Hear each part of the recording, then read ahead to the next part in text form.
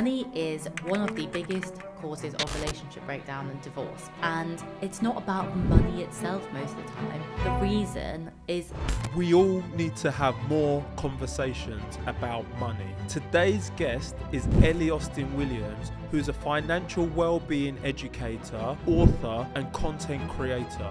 During today's episode, we'll talk about what you can do to become more financially literate. I think it's so easy nowadays, especially, to spend money without thinking about it. But if you don't have an idea of that bigger picture, then we'll talk about the steps you can take to become financially free.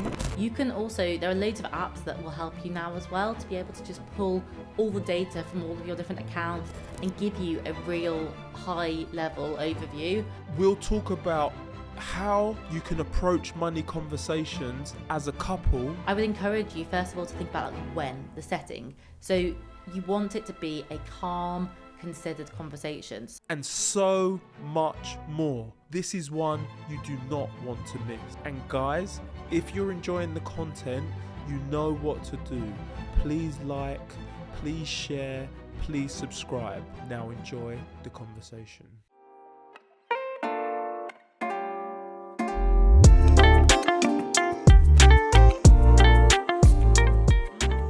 Hi guys, welcome to another episode of What My Best Friend Does, where we talk to best friends in the hope of inspiring you to take immediate action. Today, I'm joined by my best friend, the financial wellbeing author, speaker, and creator, Ellie. Welcome to the show. Hello, thank you for having me. So happy to have you here. How are you doing? Yeah, good. A little bit tired. Life with a 1-year-old is hard work, but very rewarding at the same time. But yeah, really good. I'm not there yet. We do like to start with an icebreaker on this podcast. Like, what did you want to be growing up? Great question, actually. I wanted to be an air hostess. Did you? Yeah, I knew from the age of kind of 5 or 6 that's what I wanted to be, because I figured that it was a way to go on holiday all the time. That was the view that I had of it, and you got a cool little outfit. It was only when I realised that you have to actually do like the sales and the service that I had that bubble burst when I was a bit older. All right, so yeah, you wanted to be an air hostess. You've now ended up in the world of finance, money. You've also like authored a book, which is amazing.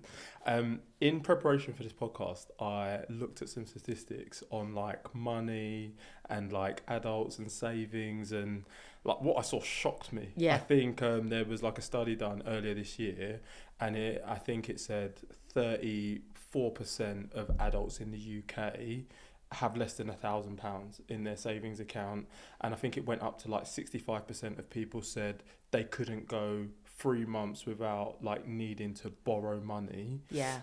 So I think we'll start with like, why is financial literacy so important? Well, because kind of what you just highlighted there, really, we don't get taught about it, and yet money is so integral to our day-to-day lives. It really is the tool that we use the most to facilitate things happening in our lives. So, I think it's easy sometimes to get caught up on money being the end goal, which it really isn't, but it is a tool.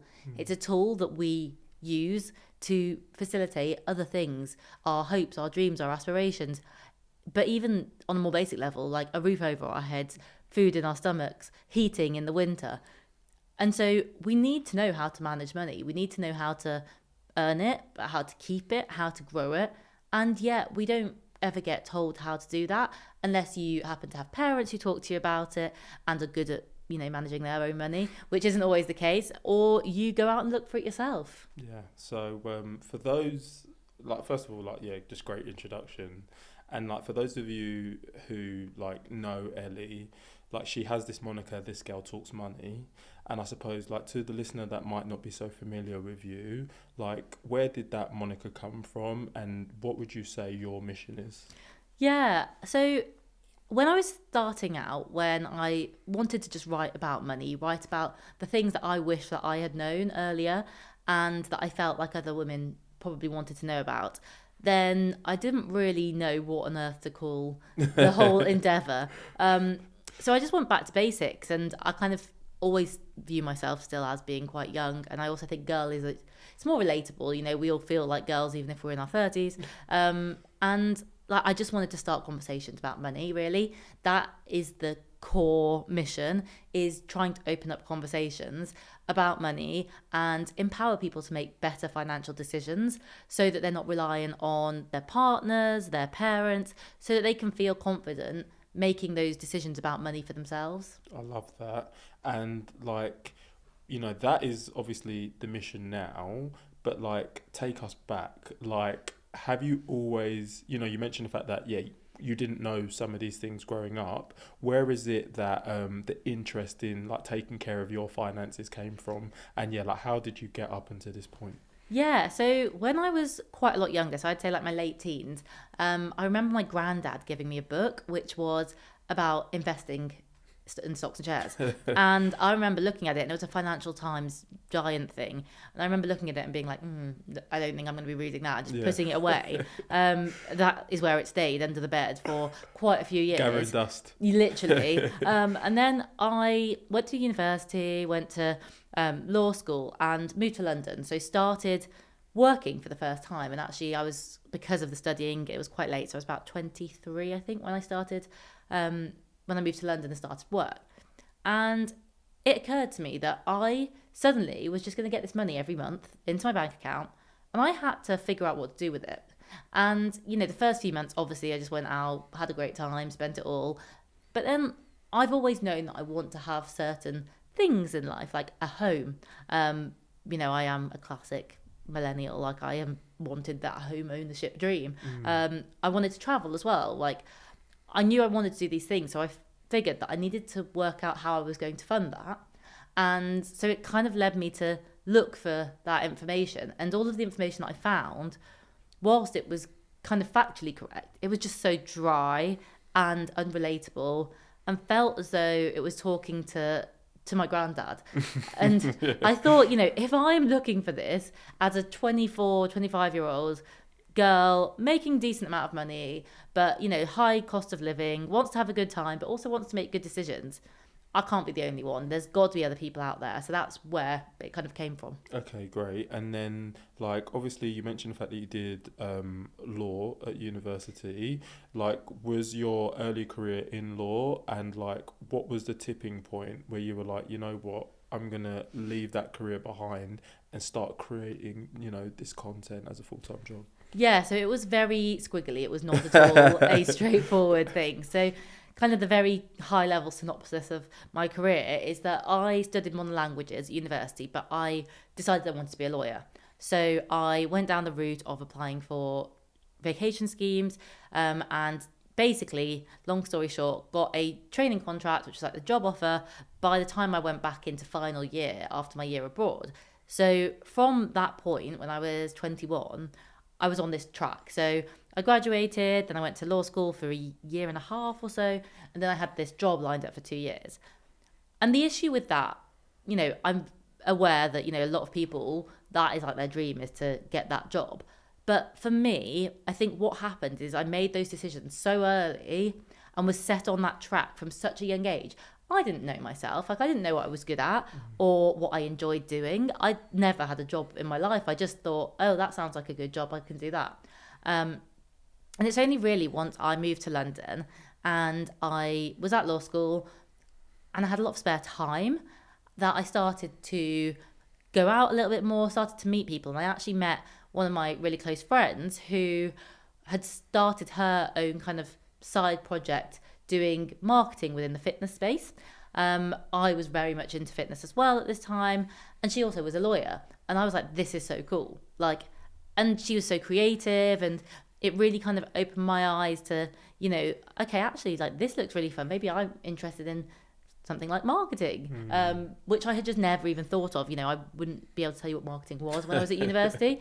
And it just made me think a little bit more outside the box. And so over the next couple of years, whilst I was working in the law firm, I also was spending a lot of time with her, and she was building this business in marketing, and she was doing all this really cool stuff and getting very involved in social media and content creation. And basically, she said, do you want to come and join.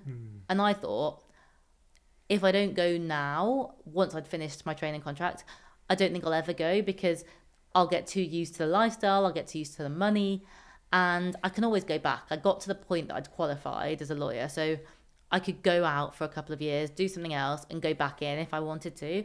And I just thought, at this point I had zero responsibilities whatsoever other than paying rent. I thought, let's give it a go. And so I did that for a little bit. That was a whole other story, and it was like a really intense learning curve, learning experience. But it was whilst I was doing that I had this idea of putting the skills that I'd learned doing that and in the kind of social media marketing space to use on my own project. So I started up the channel, kind of started doing a little bit of blog writing, and that is kind of where it started. I love it. And to the listener, like, something I always ask my guests is, like, you did modern languages at uni, you then, went and you got the law contract. With the rising cost of fees, like, from your standpoint, is university worth the price of admission? So I think that's a really nuanced question. I would say it really depends what you want to do, but that's hard because how many 18-year-olds know what they want to do? Exactly. And the reality is, if you do want to go into a career like law, there are now routes that you can go in which are without going to university, but they still recruit heavily from graduates. So if you are set on that path, and it's going to be the same with other things, like, if you want to be a doctor, you probably need to go to university and study medicine.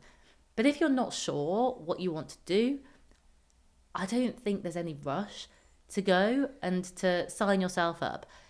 I mean, university is a great experience in terms of, like, the life skills that you gain, but the cost now, I think, will make a lot of people really consider whether it is worth it. 100%. Like, I say that because, back in our day, because like, we obviously went to university together, if you didn't know, I think when I reflect back, you know what, the cost wasn't so bad, and it's like, I really learnt life skills. But if I was paying, like, the fees from, this year, like, learning to make spag bowl, it's not that deep. It's not that deep. Yeah, like, it's insane. Learning to wash clothes, it's not that deep. No, I know. It is insane. Yeah, and we're lucky that we didn't have to make that decision, because I don't know what I would have done. Yeah. But I also think that the world has moved on quite a lot in, I guess, however many years it is since we left university, a long time, in the sense that there are more options, and it's much more visible, I guess, the route that isn't university. And so I do hope that a lot of young people do really feel that they can make that decision to not go and still get the career that they want. 100%. And even, like, from all the conversations I've had on this podcast, like, if you don't go to university, there is, like, YouTube University, there's TikTok, and in our day, oh my god, we're like actual dinosaurs. Like, I know. That was just coming out. That stuff was only just coming out, so we didn't have those resources available. So I think, like, it's not a doomsday scenario if you don't go, but if you are thinking about going to university, like,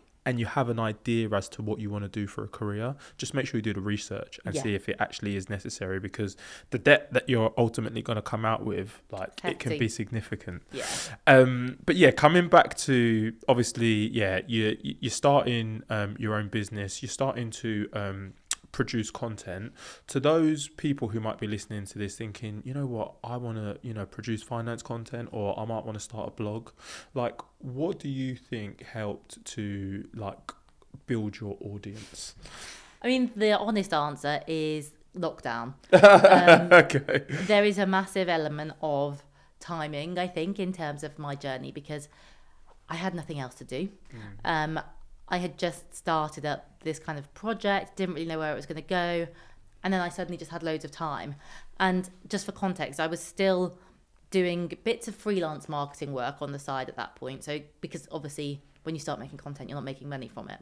But I was doing bits of content writing for various different people, companies, and also doing some kind of marketing strategy consultancy work on the side. But I had so much time. And so I was just there in my flat with my husband, and he was working. So I just was like, okay, I'm just going to post content and think about it and research it. And so I do think that was a big part of it, but I don't think that's entirely it. I think a lot of it, and this kind of comes back full circle at the stage that I'm at now, but it's about kind of figuring out who the people that are following you or the people you want to follow you are looking for. So you can create the content that they are looking for, that they want, and there you're meeting them, and then then you're going to catch their attention, and they're going to be like, oh, actually, okay, yeah, I'm going to pay attention to this. Like, oh, maybe actually I like this person. I'm going to follow along. Like, I want to see what they're doing. I want to, I feel like I can relate to them. And I'll probably use that word 100 times, but relatability really is like such a challenging but important part of content. No, I completely agree.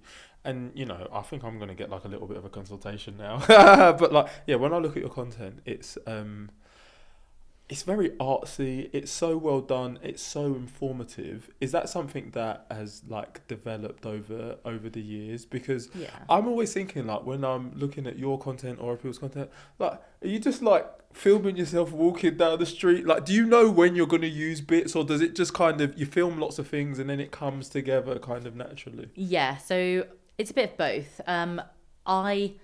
To be honest, I wouldn't say I'm a particularly good like textbook content creative in that I do not create enough content. Like, I don't have the habit of just filming stuff like as I'm out and about very much. So I do have to do more where it's intentional, and I have to go and like think, okay, I need to get this clip or something. I'd prefer it if I was a little bit more organized and if I could just have this bank of content. But that being said, I do try to, when I remember, just film little bits and pieces. And if I'm going somewhere on a day, for example, for work, on a trip, then I will always be like, okay, I need to film this because this is going to be useful content. I think though, and this is kind of a separate adjacent point, but I think one of the things that's challenging is that I'm very intentional about how much I share and how much I keep private. And so because I would say I keep quite a lot private, it means that there's a huge amount of my life that there's no point me filming because I'm never going to show, particularly with my son. Yeah. So it is, I think, you will get people who will literally vlog, film everything they do, like getting up Coming to the birth. Yeah, like it's a bit too much. Yeah, literally. I mean, I'm not going to lie, like it's great content. Like, they all get millions of views, those videos. But you have to figure out what you're comfortable with, but also then I do think you have to be quite intentional if you want to have enough content to produce the amount that you now need to be a creator. Yeah. And like just final couple of things on this, like in terms of like inspiration for content and like actually what you research, what's your approach to that? So a lot of it is news based. Okay. It's either news based or it's just what's going on in my head. So again, the last year, there has been this huge shift, and I was that person that said, oh, when I have a child, I'm not really going to talk about them that much because, I'll keep it separate. I don't know who I was kidding. It was utterly ridiculous to say that, because you can't separate the two things, like your life and the child. So a lot of what I talk about is motherhood and the impact that it has on your finances, on your career, your work, and also just some of the challenges I think that our generation specifically, and like me personally, face as a mother, kind of trying to figure out how to do all of these things that I want to do, but I only have, limited capacity. Yeah. So, I love that. And then, the last thing is, like, to anybody who's thinking about starting their own thing, like, if you look back to, all those years ago when you went out on your own, like, what are some pieces of advice you wish you had at that point? I think forget what people think. I mean, it sounds so easy, and I know that it's not that easy when it's like when you're in that situation. But ultimately, if you're worried about what other people think, then that is only going to get you in your own way. At the end of the day, like, people probably don't care that much. It's you that is probably overthinking how much people are going to be like, oh my gosh, look, they're putting content on the internet. I'd also say find something that you really are interested in and that you care about, because I think that makes everything so much easier. If you care about the subject, then you're going to want to talk about it. You're going to want to create content about it. If I decided I was going to be a food creator, I don't know what I do, because I literally eat toast most of the day. So there's no point. Like, you need to align like with something that is already kind of ingrained in you and that you are passionate about, because also that comes across, I think, if you care, people can tell that you care. Just as you said that, I was just thinking about like buttering toast ASMR. Like, now you butter the toast from left to right, from right to left. Yeah, that if it all goes down the pan, then that's when it's exciting. No, Ellie, like, I think it's great to like just get that introduction, and like now we'll like get into like the meat of like the content you typically tend to produce. The first question I actually want to ask you is, what is the most common mistake people make with money? Oh, I think it probably is not paying enough attention. I think it's so easy nowadays, especially, to spend money without thinking about it. Like, everything is frictionless. We spend by tapping, clicking, blinking, whatever it is. And it becomes so easy to not pay attention to what is going on, big picture in your finances. But if you don't have an idea of that bigger picture, then it kind of becomes impossible to make decisions about how you want to get to where you want to be. And okay, so as you've said that, like, how is it the listener who wants to improve their finances can go about getting that bigger picture? Yeah, so I think it really comes down to doing a full bird's eye view picture of what is going on in your finances. So that includes, what's coming in, what's going out, where's it going out, what liabilities do you have, what assets do you have, what is the trajectory of your earnings, what are your goals, how much have you got in X account for savings, what about your pension? All of these questions, I think, I would encourage people to just take half an hour and go and find all of the information. So whether that means going on your apps, whether it means going on spreadsheets, digging out letters that you've forgotten about. Because also there's just a general piece about, financial, like, cleanliness. And you don't want to have, like, old accounts left, right and centre. But you need to know exactly where you're starting from before you start making decisions. And then, like, as you said that, is it you do that in a spreadsheet? Because I know I've got like a lot of finance people, they got their Excel, they got their Google Sheets, or is it like pen, notepad, just whatever works best for the listener? It's whatever works for you. I mean, I think spreadsheets are great for this purpose, but a lot of people don't like spreadsheets. You can also, there are loads of apps that will help you now as well to be able to just pull all the data from all of your different accounts and give you a real high level overview, as long as you can connect all of the accounts, which you should be able to. So you can get apps that will be able to do that for you as well. So it's whatever works for you, but you need to get that starting point before you jump to the next steps. I love that. And then, like, okay, you get to that point, you start to understand your finances, but we're coming into a very busy period. By the time this is out, we would have had Black Friday, and then there's the Christmas period. It's one thing knowing, it's another thing actually preventing like the expenditure for presents, for Christmas drinks. Like, is there like a mindset shift that needs to happen in order to really take hold of your finances? Yeah, absolutely. And I think there are a couple, actually. So the first one is that you have to see that managing your money is a positive, not something that is restrictive. You basically are making the choice when you create a budget or a spending plan to take control of your money and tell your money what to do, rather than your money running your life for you, which is what happens when we just forget about it. We just spend it all, and then we get in our overdraft, or we get that bill, or we get fined, and then it feels like the money is running your life. We want to be in control of our money and making those active choices. But the other thing that we have to do is become more mindful with our spending. And mindful spending is not a case of like just don't spend money. It's about figuring out where can you spend money intentionally, where do you spend money intentionally, and where are you just like spending it mindlessly. And a lot of that comes back to marketing and the over marketing that we are exposed to. But really, to be able to become a more mindful spender, a lot of the time you need to just turn down noise, you need to disconnect, you need to unsubscribe, you need to get rid of notifications, like things that we all can do, but we just often don't. Yeah, and I feel like there's a big problem with like image gang, like expensive clothes or just lots of clothes and not wearing the same thing twice. Yeah, like how is it? Like why is it people are so focused on those things? I think there is something within us that is drawn to aspiration. We have always, I guess, had this idea of there are things and goals to aspire to, but it's never been until the nascence of social media so present and prominent.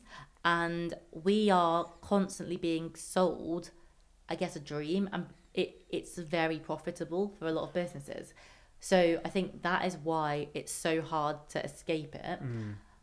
I think, again, there is a level of control that we have to take back ourselves. So muting, unfollowing, like changing your mindset about like what you want to be exposed to. Because yes, social media is everywhere. Yes, marketing is everywhere.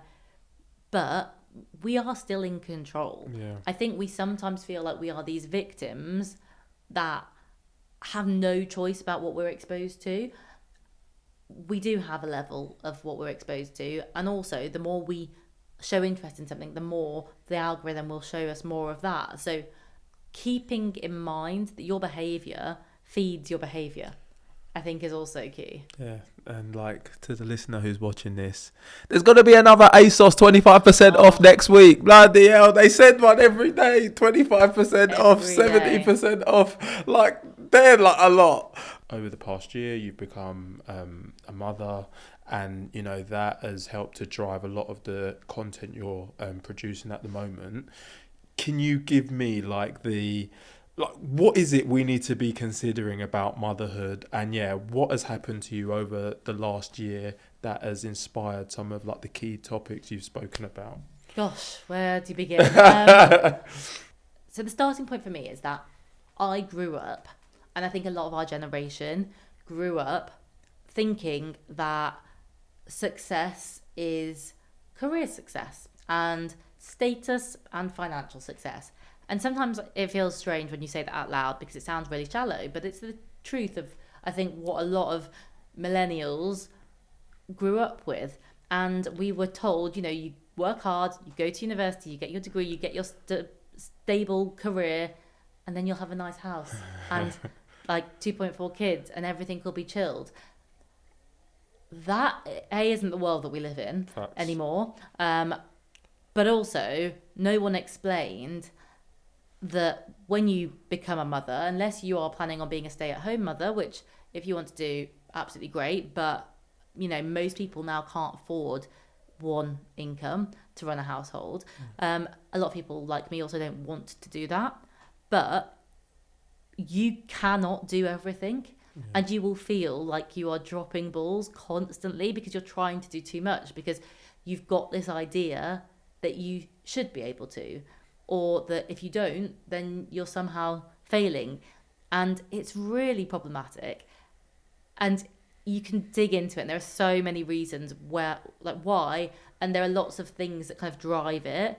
But a lot of it is generational, and a lot of it is to do with the kind of expectations that we were given from the generation above us, and the fact that they just don't align with reality through various different global, geopolitical, economic circumstances. But we never really got that memo that, you know, what you're expecting isn't actually going to happen. You're going to have to figure out a new way to do it, and the new way to do it might require you to literally like be two people at once. Yeah. And like requiring you to be two people at once, do you feel like employers have caught up and are like empathetic towards working mothers? So I think it really depends on the employer. I think there is not like a one size fits all. And I also think it's important to say that I think it's working parents as well, not just the mothers, because one of the biggest shifts, which is great that we're seeing at the moment, is that generational shift of fathers being much more present, involved, which is great because they want to be, but they also, I think, are realizing that, well, a mother can't do everything. She can't work a full-time job and do the full-time job of looking after the kids. So I think there has definitely been a shift in terms of it is becoming, in some spaces, more acceptable, more encouraged, employers being more supportive. And for us, we have been incredibly lucky because my husband's employer is extremely understanding and flexible and gives him a lot of autonomy to be able to, work when it works for him and for us, so that he can spend time with our son. He can do bath time so I can reply to some emails, etc., etc. I realise I just said do bath time and people will be like, why is he working at bath time? But that's life as a lawyer. Yeah. But yeah, we're very lucky because I do not think that I could have kept my business going for the last year if his employer hadn't been flexible and understanding. But I know that that's not the majority. I know that there is so much work that still needs to be done in terms of allowing parents, I guess, autonomy and flexibility to be able to do their job and to do the bits of parenting that they need to, and to just trust that, actually often if you give them that space and that freedom, they'll probably do a better job and they'll definitely be more loyal to you. 100%, I agree. There's so many directions I want to take this in. The first one I think I'm going to go to is, you started to mention your husband there and the fact that you have this teamwork. So I think maybe now is like a good time to talk about couples and finances. Do couples talk about finances from your experience with your audience, and what is it couples can do to have better money conversations? So not enough couples are talking about money. Money is one of the biggest causes of relationship breakdown and divorce. And it's not about the money itself most of the time. The reason is the lack of or failure of communication about money. And I think a lot of people sometimes mistake this for thinking oh, well, if I don't see eye to eye on my approach to finances, then we're not going to work. And that's not the case. But what is required is really open communication about your finances, but also your views on money, your beliefs, your priorities, your upbringing when it came to money, any issues that you have around it. Because it really does underpin so much of how we live our lives, and so many decisions that we make as couples come back to money. For a lot of families, having children is a financial decision to a degree. Housing, that's a financial decision a lot of the time. Jobs, career, that's a lot of it about money. If you're not talking about money, then you're basically leaving this gaping hole in the middle of your relationship. And what tends to happen is that you kind of just fill it with either assumptions or ideas or expectations, which the other person doesn't know about. And so you're setting yourself up to be disappointed and for things to not align. And talking about that, what would your how, if you're a couple who's hearing this and we want to get better, what would the first step be to help facilitate these conversations? Because it's one thing hearing it, but it's another thing actually being able to execute and make sure that you don't offend one another. And you touched upon the point that people think that if they're misaligned, that's the end of the relationship. How is it that you can have a disagreement potentially and come out of the other side stronger? Yeah, absolutely. So for anyone that's thinking about how to have these conversations, I would encourage you, first of all, to think about when, the setting. So you want it to be a calm, considered conversation. So doing it when you're tired, it's not going to work very well. Doing it when you've just had an argument, probably not going to work very well. I'd also say to the other person, you know, I'd like us to just have a conversation about money, about finances. So can we just put in some time? Let's go to a cafe. So often like a neutral space. It's quite a good thing. Yeah, you don't want to turn your house into a battleground. Exactly. So you can storm off like into another room. So like often going out can be quite helpful to do it. And just kind of set some, I guess, boundaries for the conversation about what you want to discuss. I think when you're going into that conversation, you need to be non-judgmental. You also need to be open to being challenged. And you also, I think, need to acknowledge, and this is the one that I think people find really hard, that what you believe to be true about being good with money or bad with money or like aspirational or lazy, all of those things, they may not be truths. They're beliefs, but a belief is not necessarily a truth. Yeah. So the example I always give for this is that if I say to you, like, what do you think of when I say like a rich person? Do you think of that as someone that's aspirational and someone that you look up to and that you want to be more like? Or do you think of that as someone that's like greedy and a bit mean? And that word rich is neutral. It doesn't have good or bad connotations. Inherently, we attach meaning to it and those associations. And so we have to go into these conversations understanding that we might be really strong and firm in our beliefs, but someone else, our partner, may have different beliefs about money and about being rich or whatever, and that's okay. The key is being able to acknowledge them and to respect them, but also on the things that matter, being able to work together and see, I guess, the challenge as a communal challenge that you're trying to achieve. So like, how do we fund our holiday? That's a communal challenge. And you might just have different approaches to try to get to it, but keep focused on the fact that you've got the joint goal rather than looking at it as like you're on the opposite sides fighting against each other. Yeah. And the last thing on that, I think, is really get clear again on what your joint goals are. So not like specific financial goals, like your life goals, your like aspirations. How do you want to live your lives? Because of that, then is your focus, and the money is just the vehicle that's going to get you there. So it takes a bit of the emotion out of it. I love that. So I think I listened to like Ramit Sethi on Stephen Bartlett, and he talks about like your rich life. Yes. And yeah, something me and my wife are going to be doing over the Christmas period is planning out our rich life. Yeah. Because to your point, like even me, like married to my wife, we aren't like 100% aligned. Like she's like I call her like a social warrior. Oh, really? Like she loves like being charitable, and I love spending money, shall we say. So yeah, like we're gonna come together and like have those collective goals. Yeah. So yeah, I totally agree. As you were talking there, like to people who might not be married but are in a relationship, how early should you be having these conversations? Yeah, I think the sooner you can start having conversations about money, the better.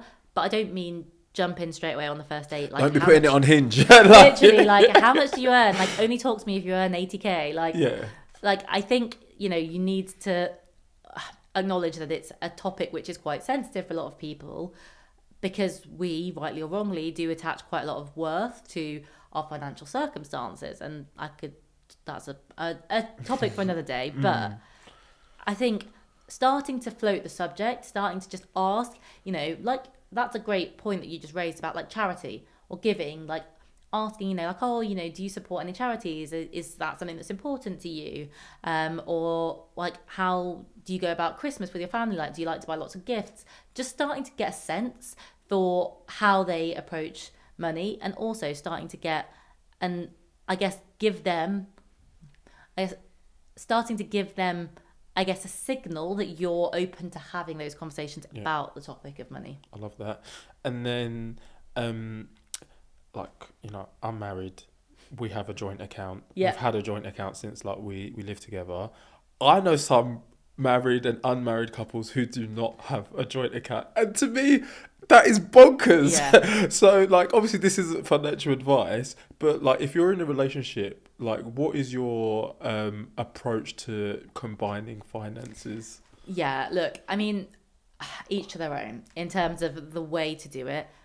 What I always come back to though is that it may work well whilst you are, dual income, no kids. You both work, you have relatively similar incomes, or you have a way of, Wait, again, what will work well? No joint or joint? Oh, no, sorry, having no joints. Okay, cool. Sorry. So no joint account can work Yeah. to a certain point. Of course, there will always be people that are going to tell me I'm wrong about this because I've come across them many times.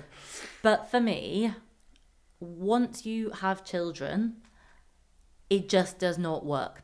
Having separate accounts for everything, it just doesn't make sense. I'm very much also of the view that I think that if you're living with someone, there is a general advantage to having a joint account. And that doesn't mean that you literally don't have your own account. I have always had my own bank account. My husband's always had his own bank account. He's got several, I've got several. But we have a joint account where every month we pay in certain amounts for various different things. It's where all of our day-to-day spending comes out of, for the house, for our son, etc., etc. Because effectively, well, there are a few things.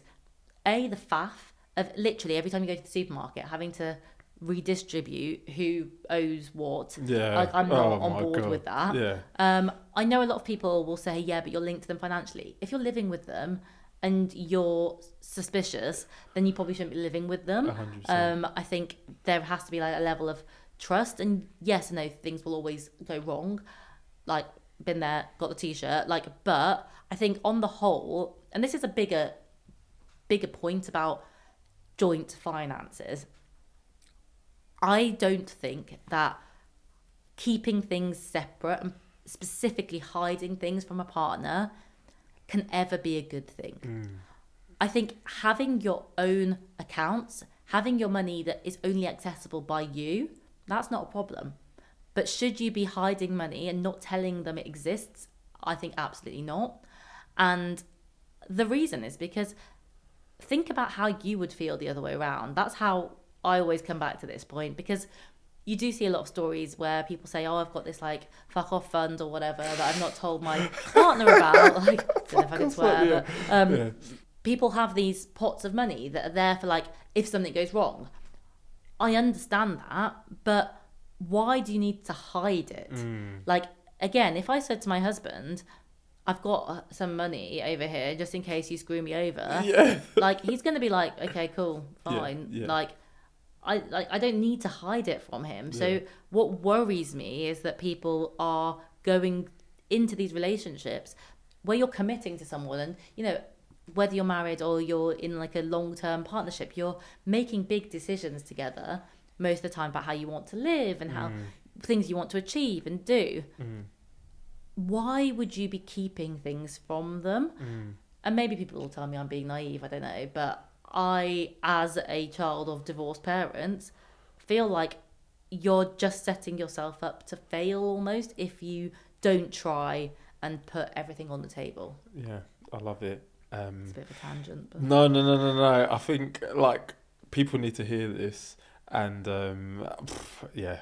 just be open and honest, but also do you, innit? Not financial advice. Don't come after me, FCA. Yeah, literally. But also, like, you, I think, just on your dating point, I think it is important to figure out, like, relatively early on, like, whether you want to live in the same way, whether your expectations are the same or not. Because, for example, like, if you want to be a stay-at-home mum, what is the point in dating somebody who doesn't want to be with a stay-at-home mum, who doesn't want to, like, financially support somebody, who wants it to be equal? Like, that is too big a difference probably to be able to overcome.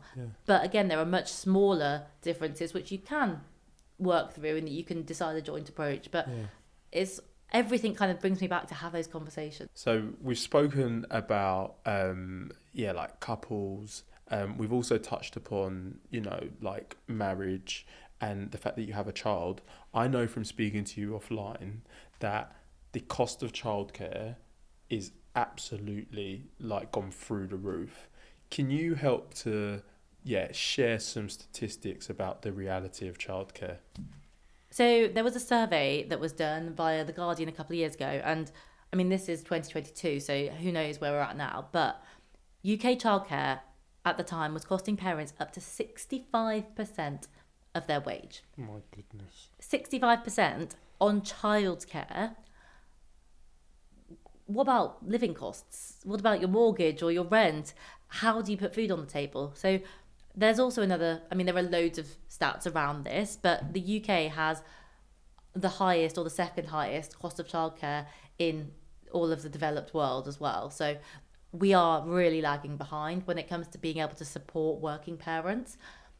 There are various different things that the government have tried to do and are doing, and things have improved a little bit in terms of access to funded hours, but the system still doesn't really work. The nurseries and childcare providers are very badly paid still, so a lot of them are having to shut, so there's just not the provision there. And the thing that's so crazy is that we need parents back in work, but parents are having to quit. In that same study, then 58% of mothers said that they were having to think about whether or not they could go back to work because of the cost of childcare.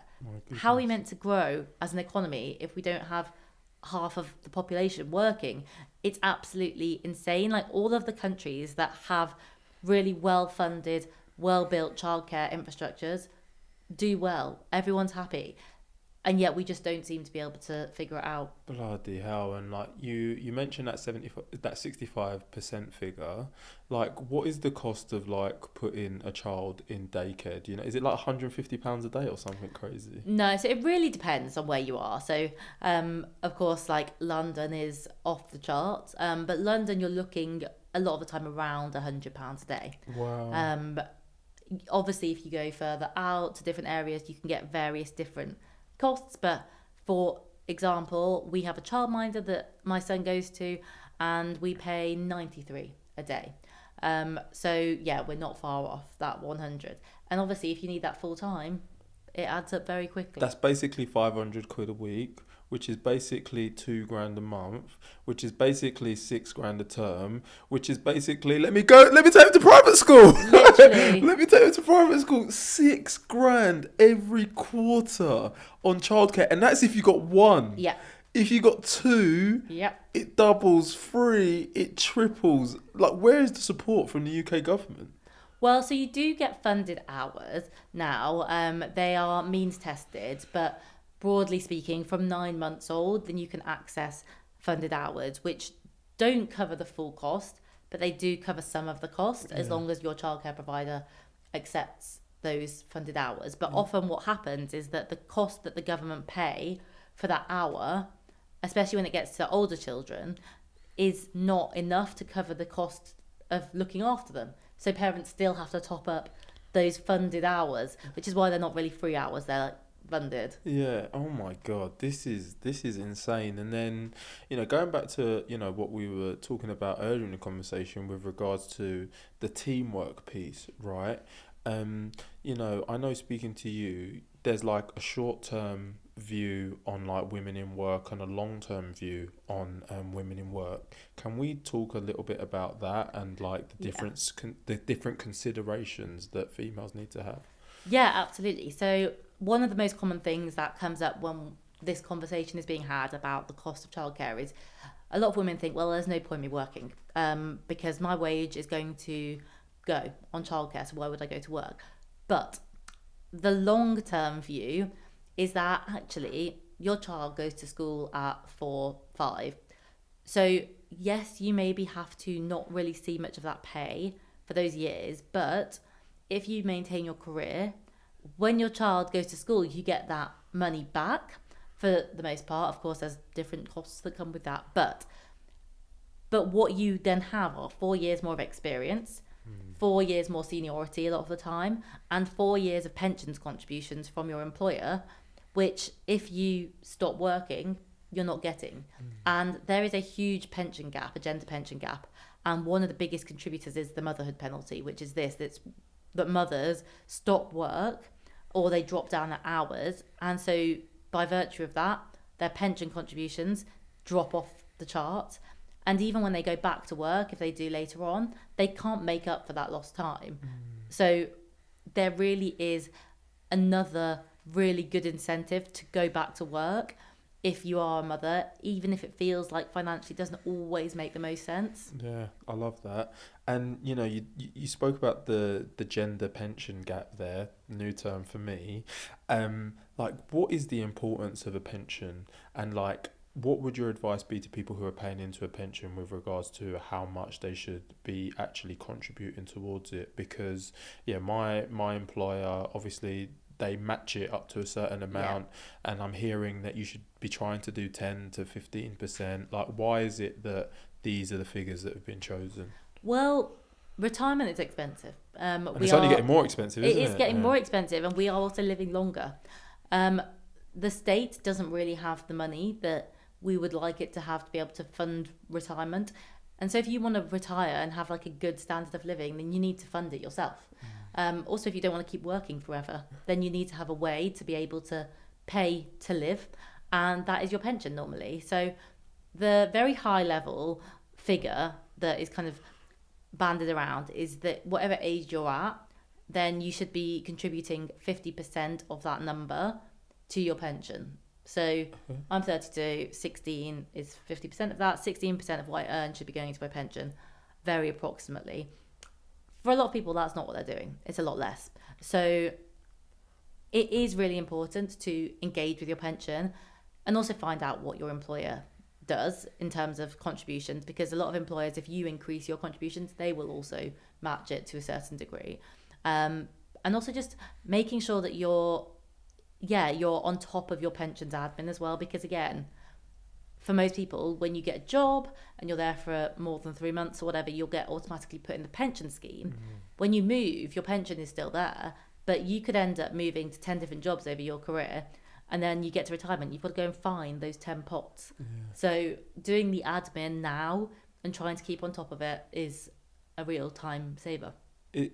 For those people who do have like 10 different pensions, is there an easy way to find them? So there is a government service, which literally is like Find My Pension, which is free, and they will help you. You can also try speaking to your existing pension provider, because they also have tools and things that they can do to help you try and track them down as well. So yeah. I love it because I've combined my pensions. And now I'm actually moving mine again, but that's a story for me and my wife in December. We've obviously spoken about couples and children. Like, we've spoken about that gender, what was it? The gender pension gap. The gender pension gap. So to ask you the question blankly, like, should women be the primary caregiver? And what is the discussion that couples need to have around that? I mean, the answer is it depends. It is going to be so unique to each couple and what makes sense both in terms of what they want, but also their finances. There is no one way to do it, and it's also largely probably going to depend on what your policies are at your respective workplaces, because sometimes you'll get a really generous policy, which means that actually you can split doing 6 months maternity, 6 months paternity. I think the conversation that needs to be had is really about that. It's about those not just needs, but also wants. So really understanding what you both like in an ideal scenario, but then also what is feasible with the circumstances that you are in, and just having a really honest conversation, working through the numbers, playing out different circumstances, different decisions. The more you can do that before you get to the point where you've got the child and you're in the place where you've got to live it, then the easier it will be to be able to say, okay, actually, we're going to make that choice, and this is the financial impact, and that's what we're happy to commit to. I love it. Going back to your social media, I know that this has been a year where you've been trying to move house. I believe you've now made the decision on what you're going to do.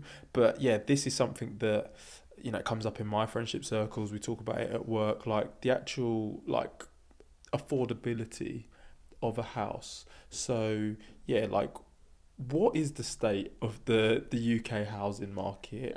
And how is it, whether it's a person on their own or a couple, can go about making the right decision when it comes to getting on the housing ladder?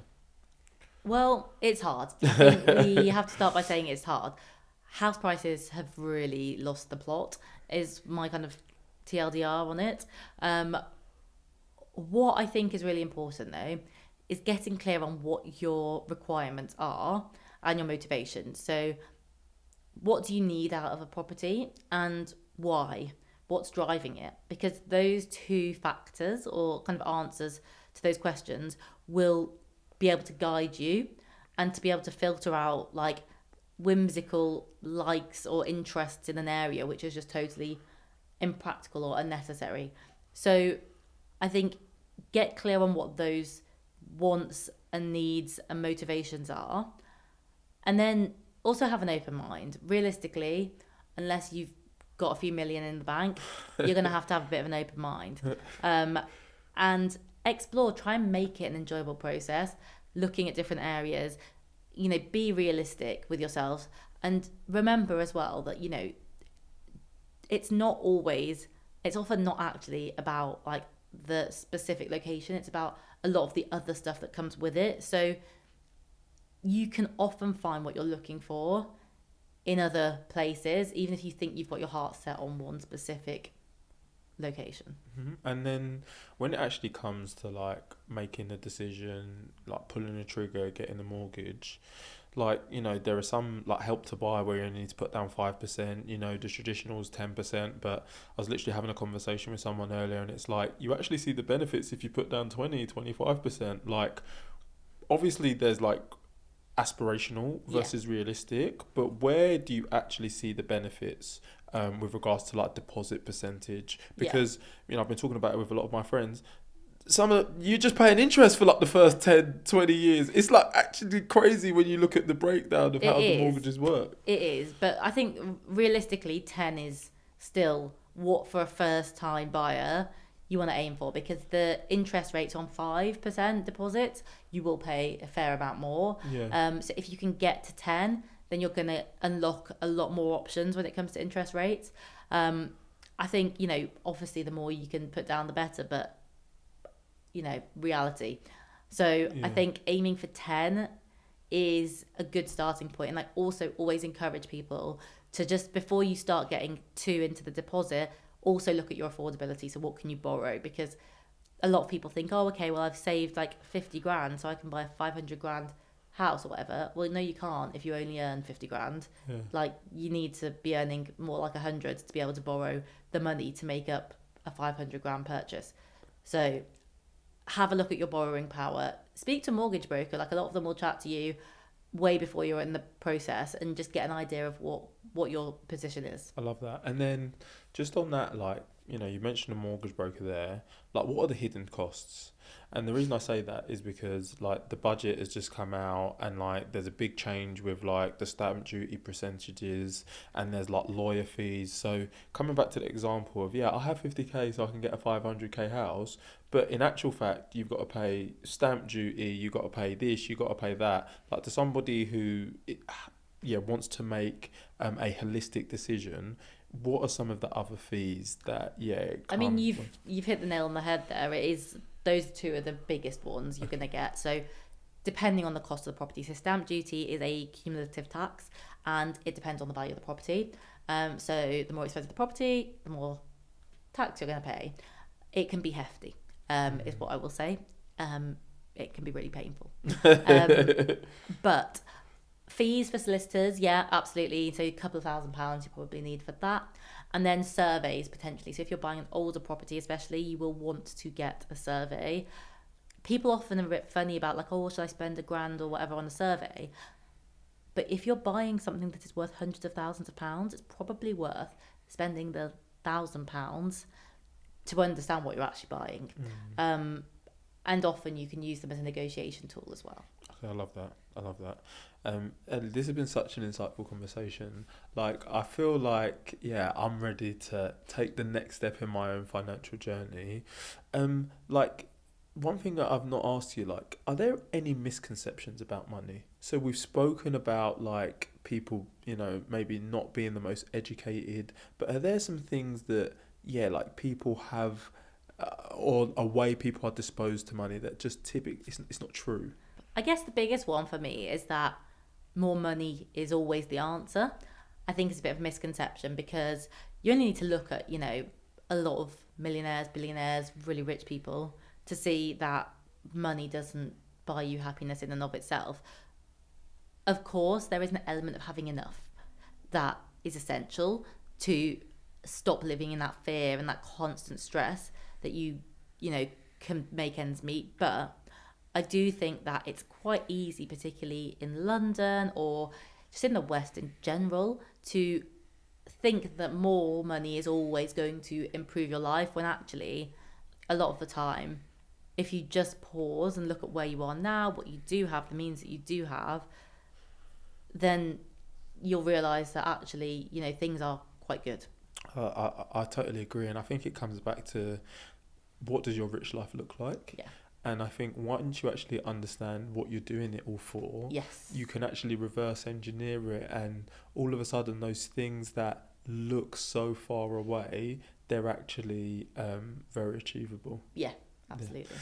There was a stat I saw which absolutely blew my mind, and it was across all categories, all age ranges, men on average have more savings than women. What is it, like, the women who are listening to this conversation can do to take steps to take control of, like, their savings and financial future? Yeah, I mean, I guess you have to remember, I guess, with things like this, that it is going to be kind of subjective, and that there will be some women that have got a lot more savings than men. But on the whole, I think the reality is that there's a lot of structural issues in terms of systemic problems that lead to these results, like the motherhood penalty that we talked about. So it makes it more difficult for women to save. That being said, I don't think it should be something that is, you know, all doom and gloom. I think that if you are listening to this and you're thinking, okay, what can I do? I think, first of all, like I said at the start, getting clear on where you're at right now, looking for easy wins. So things that you can do, like little tools, like roundup tools, great way to save a little bit of extra money. Also paying yourself first. So deciding an amount that you're going to put into your savings every month, and setting it up so that when you get paid, that amount goes to your savings straight away. You don't wait till the end of the month to see how much you've got left, because there probably won't be anything left. So just doing little things, and also negotiation, which is a topic we could, you know, do another hour on, but understanding your value and learning to negotiate, because it is a skill, and it's important. I love that.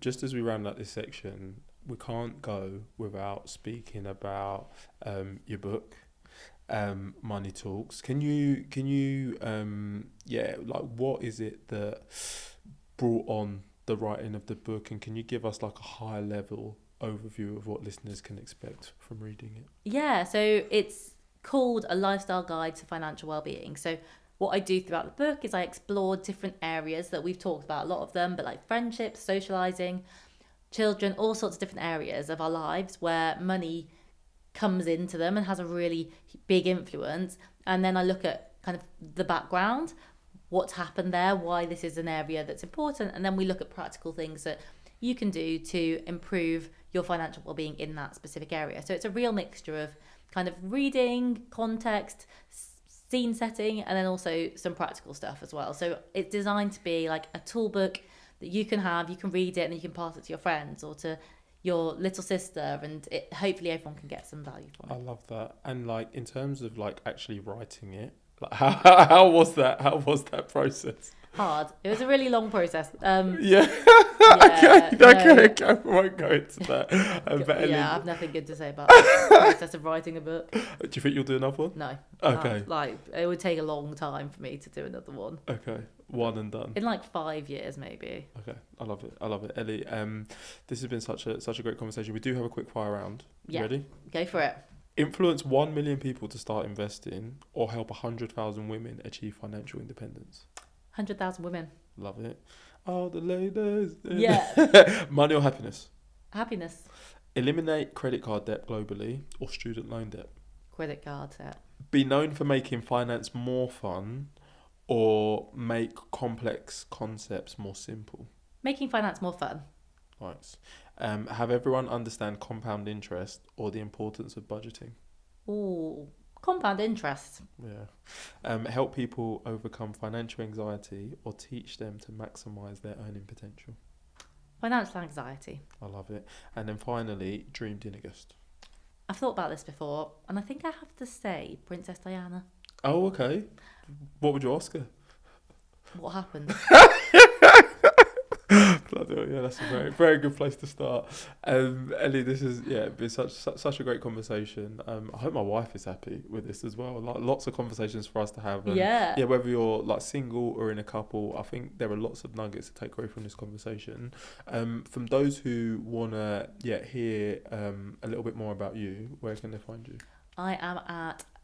I'm at This Girl Talks Money on Instagram and on TikTok, or thisgirltalksmoney.com. I love it. And then, we do have a closing tradition on this podcast. Like, with everything that you've been through and, like, knowing what you know now, what advice would you give your younger self? I would tell myself to back yourself, I think. Back yourself because you are more capable than you realise. I love it. And this has been, I've come out of this. I'm gonna do the money dance. Like, actually, no. We're not doing that dance because that was Conor McGregor. Conor McGregor's cancelled. We don't like him.